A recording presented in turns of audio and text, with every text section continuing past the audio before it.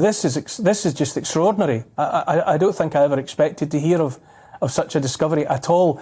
Tell me, if you would, just exactly what was found. Give us a sense of the circumstances and the nature of the find.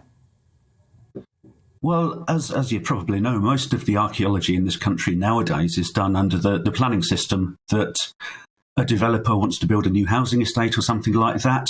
So they're obliged to get archaeologists in first to have a look at whether there's any archaeology there. So we went out to this village, Fenstanton in Cambridgeshire. We'd had a quick look earlier. We knew there was some good Roman archaeology there. So we knew it was going to be a good excavation. You quite often find burials on Roman settlements, but we had quite a few on this one, 48 in total. And you just never expect to find something like this. It's so incredibly rare. It's only the second time anywhere in the world that a skeleton has been found with a nail still in place through the foot, that we didn't even recognise what we'd got when we were excavating the grave that you can see there. It wasn't until 2 days later, when the bones had been taken back to the lab and someone was cleaning them up, washing all the mud off, that suddenly they spotted there was a nail there.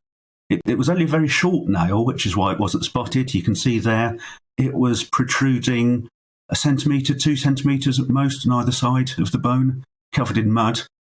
And it was just a question of what on earth have we got here when it was found.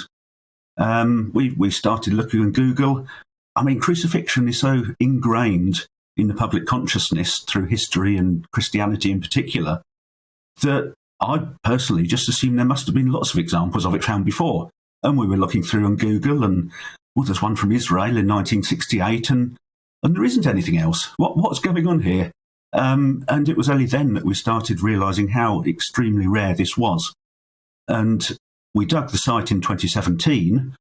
That's most of the reason why it's taken this long to get the evidence out, that we've been trying to go through and satisfy ourselves that we're not just missing some other explanation, how it might be accidental or deliberate in some other manner, but we just can't come up with any other plausible explanation, which means it must be crucifixion.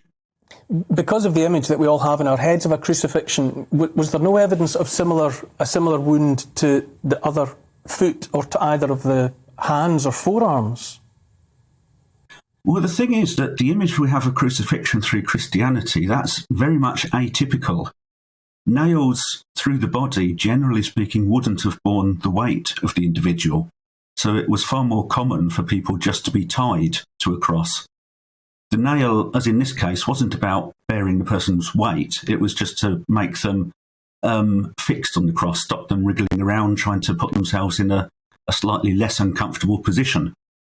So there were so many different ways that people could be crucified, but in this case, they just seem to have nailed one foot to the cross to stop him wriggling around, and the rest of the body would have been tied. We did have a look at the arms to see whether you could tell any signs on the bones of ligatures there, but no evidence for that. But then the skeleton didn't survive in perfect condition by any means, so it's possible that some detail has been lost. But generally speaking, you wouldn't necessarily see that detail from ropes binding the body anyway.